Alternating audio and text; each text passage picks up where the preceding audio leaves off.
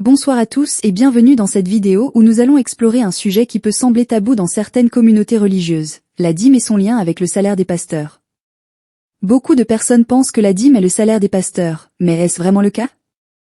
Dans cette vidéo, nous allons examiner les Écritures et la réalité pour comprendre ce que la dîme représente vraiment et comment elle est utilisée. Préparez-vous à découvrir la vérité sur la dîme et son lien avec le salaire des pasteurs. Nous allons vous laisser écouter cette sœur en Christ à propos de ce sujet et on se retrouve juste après. Avant de commencer, si vous êtes nouveau, nous vous invitons à vous abonner, à mettre un pouce et à laisser un petit commentaire pour soutenir l'œuvre de Dieu. C'est parti. On voit certaines personnes, d'accord, qui se disent, en train de se gosiller sur les réseaux sociaux, venir dire, démontrer par A plus B, la dîme n'est pas le salaire des pasteurs. On va commencer par là, d'accord? On va remettre l'église au centre du village. Ok? Parce que l'église doit être remise au centre du village face à toutes ces hérésies, face à toutes ces idioties et face à tous ces propos aberrants qui n'apportent rien. D'accord? Venez dire devant l'église, devant le peuple de Dieu, que la dîme est le salaire des pasteurs. Qui n'est pas content et puis va caler en l'air? C'est royalement que nous nous en foutons de la vie de ceux qui ont décidé de se servir et qu'au lieu de servir Dieu. Celui qui se dit serviteur de Dieu, qui se sert au lieu de servir Dieu, n'est pas notre cible, on n'en a rien à foutre d'où. D'accord? Ce que vous faites de votre vie, on n'en a rien à foutre. Ce qui nous intéresse, ce sont les enfants de Dieu, les vrais. Le corps de Christ. D'accord? Jésus n'est pas venu mourir pour qu'on donne la dîme. Jésus n'est pas venu mourir pour que des gens aient des baobabs dans la main gauche et dans la main droite et ça te prétester la parole de Dieu et dire que oui, ils attendent quelconque dîme des fidèles. La parole de Dieu. C'est ce qui est notre référence. On ne va pas parler en l'air. D'accord? Éphésiens 4, verset 8. Éphésiens 4, verset 11. Dit, il a donné les uns comme apôtres, les autres comme prophètes, les autres comme évangélistes, les autres comme pasteurs, comme docteurs, pour le perfectionnement des saints, en vue de l'œuvre du ministère et l'édification du corps de Christ. D'accord? Jamais.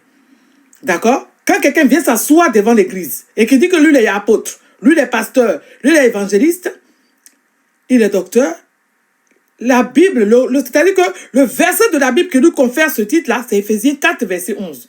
Jamais Éphésiens 4, verset 11 n'a appelé ces personnes-là lévites. D'accord? Ce qu'il faut noter, c'est qu'il y a deux alliances dans la Bible. Dans l'ancienne alliance, la dîme était le salaire des lévites. On va aller trouver cela dans Nombre 18, verset 21 à 24. Il dit, je donne comme possession aux fils de Lévi toute dîme en Israël pour le service qu'ils font le service de la tente d'assignation. Déjà de 1. Où est-ce que vous sortez de la tribu de Lévi? La Bible dit que nous sommes tous en Christ. Nous tous qui avons été baptisés en Christ, nous avons été baptisés en sa mort et en sa résurrection. Galates 3. D'accord? Donc, il dit, je donne la dîme aux Lévites de 1. Vous n'êtes pas des Lévites.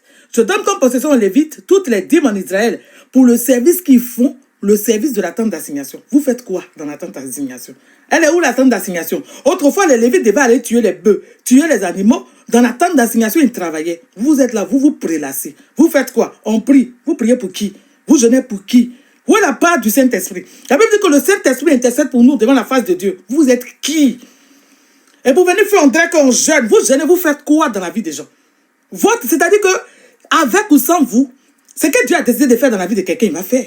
Donc arrêtez de vous donner le genre que vous êtes. Pourtant, vous n'êtes rien. D'accord? Nous tous, nous sommes sur la terre, nous sommes tous mortels. Venez parler comme si vous étiez... Et puis on va dire que oui, parmi ici, il y en a qui ont laissé les études. Les voilà là-bas, ils ont laissé les vies. C'est leur problème. Vous, vos parents payent vos études. Vous êtes arrivé à un certain niveau de la vie. Vous décidez d'être des larbins, des boys, des pasteurs. D'accord? Et vous, c'est une décision. Vous devez assumer vos décisions. D'accord? Et l'église va venir subir votre décision parce que vous avez décidé. Toi, tu es né, toi, vieux comme ça. Toute ta vie, ça a attrapé ça que des pasteurs. Ça a attrapé sa Bible. Ça lui ouvrit la porte. Mais tu es un larbin, tu es un boy. C'est pour ça que Dieu t'a envoyé sur la terre, mais tu n'as rien compris. D'accord? Tu n'as rien compris. Donc il dit, les enfants d'Israël n'approcheront plus de la tente d'assignation de peur qu'ils ne se chargent d'un péché et qu'ils meurent. Les Lévites feront le service de la tente d'assignation. Ils resteront chargés de leurs iniquités. Ils n'auront point de possession au milieu du peuple d'Israël. Ce sera une loi perpétuelle pour vos descendants. Je donne comme possession aux Lévites toutes les dîmes aux Lévites, les dîmes que les enfants d'Israël présenteront à l'Éternel par élévation. C'est pourquoi j'ai dit à leur égard, ils n'auront point de possession en Israël. D'accord? Ils n'ont plus de possession. Aujourd'hui, il n'y a pas de Lévites. Quand il dit que comme salaire perpétuel, est-ce qu'aujourd'hui vous êtes Lévites? Et Christ est venu introduire la nouvelle alliance, Hébreux 8, verset 13. Dans la nouvelle alliance, nous tous, nous devenons sacrificateurs et nous rentrons dans une alliance universelle. Et allez-y lire, comment on appelle ça? Lisez Apocalypse 1, verset 5 à 6. Il est dans la part de Jésus, témoin fidèle, le premier-né des morts et le prince des rois de la terre, à celui qui nous aime et qui nous a délivrés des péchés par son sang et qui a fait de nous un royaume de sacrificateurs pour Dieu le Père. À lui soit la gloire, la puissance au siècle des siècles. D'accord? Et il dit encore dans 1 Pierre 2, verset 9, que vous êtes une race élue, un sacerdoce royal. Nous tous, nous rentrons dans le sacerdoce universel en Christ. Il n'y a pas quelqu'un qui est plus pasteur que quelqu'un. Moi, si je gêne, là où même encore c'est rigolo, ils disent qu'ils ont pris crédit pour le Dieu. Dieu a envoyé quelqu'un d'aller prendre crédit en son nom. Quand Dieu même sait qu'il n'avait pas habité dans les tentes faites de main d'homme. D'accord? Quand Dieu dit qu'il n'habite plus dans les tentes faites de main d'homme. Ne devez rien à personne. Qu'est-ce que nous dit le livre de Romains? Romains nous dit quoi? Romains 13, verset 8. Il dit ne devez rien à personne si ce n'est de nous aimer les uns les autres. Donc Dieu dit de ne pas aimer, de ne rien devoir à quelqu'un. Et Dieu, un pasteur, va aller dire qu'il a pris crédit au nom de Dieu. Tu sais à quoi tu as pris ton crédit, c'est pas que de Dieu. Et Dieu se suffit. Dans sa propension, dans sa capacité à être Dieu, il est le Dieu qui se pouvoir. Ok, oui, si Dieu bénit quelqu'un d'autre, mais des hérésies, des bêtises. D'accord? Des hérésies, des bêtises. Et quand je pense qu'il y a des fidèles qui s'asseyent pour écouter pareil idiotie, on se demande où on est. D'accord? Quand on se demande où on se demande mais de quoi parle le texte. D'accord? Quand on est là, on gêne, mais on n'en a rien à foutre de vos gênes. Jésus n'est pas venu mourir pour qu'on aille jeûner. D'accord? Paul même précise que lui, Paul, là, il travaillait pour subvenir à ses besoins. Il va venir dire que c'est lui qui annonce l'évangile. Ils vont venir nous raconter des hérésies. Celui à qui on annonce l'évangile doit faire part de tous ses biens. Vous enseignez qui? D'accord? 1 Jean 2, verset 27 dit, pour vous, l'onction que vous avez reçue de lui demeure en vous, et vous n'avez pas besoin qu'on vous enseigne. Mais comme l'onction vous enseigne toutes choses, et qu'elle est le véritable, elle n'est point un mensonge, demeurez en lui selon l'enseignement qu'elle vous a donné. Tout ce que nous recevons là, c'est le Saint-Esprit qui nous donne l'enseignement. D'accord? Quand vous venez vous raconter vos hérésies dans vos églises, et que vous dites que soi-disant vous prêchez, ce n'est pas vous qui faites que les gens se convertissent. La Bible dit que le Saint-Esprit convainc le monde de péché, de justice et de jugement. Doit arrêter de justifier l'injustifiable. D'accord? Dans la nouvelle alliance, dans la nouvelle création, il n'y a pas de lévites. Il n'y a pas quelqu'un qui se mène là tous les matins en train de tuer les bœufs, en train de tuer les moutons pour le pardon des péchés de ses frères. C'est écrit où? Vous avez vu ça où? D'accord? Paul dit, dans Acte 20, le verset 33 à 35, que lui, Paul dit à Éphèse qu'il n'a convoité ni l'or, ni l'argent, ni le vêtement de personne. Vous savez que mes mains ont toujours pourvu à mes besoins, celles de mes compagnons. Si Paul travaillait, vous avez quel travail? D'accord? Vous venez parler. Oh oui, c'est-à-dire que voilà ce que nous coûte nos déplacements. Mais on n'en a rien à foutre. Parce que Jésus même n'a pas donné le prix de ses déplacements. Jésus s'est déplacé à pied. Ok?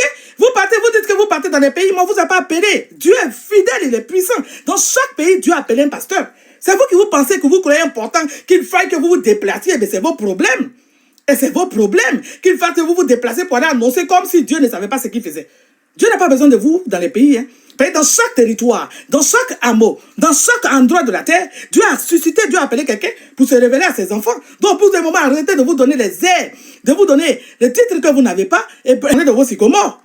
D'accord? Dans 1 Corinthiens 4, verset 12, il dit, nous nous fatiguons à travailler de nos propres mains. Si Paul et les disciples se fatiguaient à travailler de leurs propres mains pour subvenir à leurs besoins, vous êtes qui de nos jours là pour ne pas travailler, pour que les gens puissent venir s'asseoir et puis travailler pour vous donner. Et puis vous allez venir parler, les engueuler.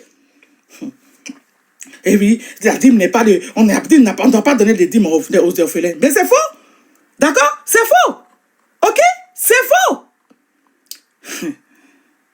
Deutéronome 14, verset 28 à 29. Dans l'ancienne alliance, il dit que au bout de 3 ans, tu sortiras toute la dîme de tes produits pendant la 3e année et tu la déposeras à tes portes. Il dit alors viendront le lévite qui n'a pas de part en Israël avec toi, l'étranger, l'orphelin et la veuve, et qui seront à tes portes et ils mangeront, ils se rassasieront. Même dans l'ancienne alliance là. D'accord? On donnait la dîme aux lévites, on donnait la dîme aux orphelins et aux veuves. Si vous ne voulez pas travailler, c'est votre problème. D'accord? Ne tordez pas les enfants, les Écritures. Les enfants de Dieu, peuple de Dieu, enfants de Dieu véritable. Je ne parle pas au mandaté par l'enfer. D'accord? Je dis, enfant de Dieu véritable, la dîme n'est pas le salaire des pasteurs. Jésus n'est pas venu mourir à la croix pour qu'on donne dîme à quelqu'un. Celui qui ne veut pas travailler, c'est son problème. D'accord? Votre argent là, vos dîmes là, mettez ça de côté, ce sont vos économies que vous leur donnez. Et puis après, ils viennent vous insulter pour dire qu'ils ont un niveau de vie que vous-même vous assumez. Arrêtez, arrêtez de vous faire arnaquer parce que c'est une grosse arnaque. Soyez bénis. La dîme est souvent considérée comme une obligation pour les croyants. Mais est-ce vraiment le cas? Dans l'Ancien Testament, la dîme était une pratique courante où les Israélites donnaient un dixième de leur récolte et de leurs biens à Dieu pour soutenir les Lévites et les pauvres. Mais dans le Nouveau Testament, Jésus enseigne que la dîme n'est pas une obligation, mais plutôt une question de cœur. En somme, nous avons vu que la dîme n'est pas le salaire des pasteurs, mais plutôt une offrande volontaire que les croyants font à Dieu pour soutenir l'œuvre de Dieu et aider les pauvres. Les pasteurs, comme tous les autres travailleurs, doivent être rémunérés pour leur travail, mais la dîme n'est pas leur salaire. Nous espérons que cette vidéo vous a aidé à comprendre mieux la dîme et son lien avec le salaire des pasteurs. N'hésitez pas à partager vos pensées et vos questions dans les commentaires ci-dessous. Merci de regarder et à la prochaine vidéo.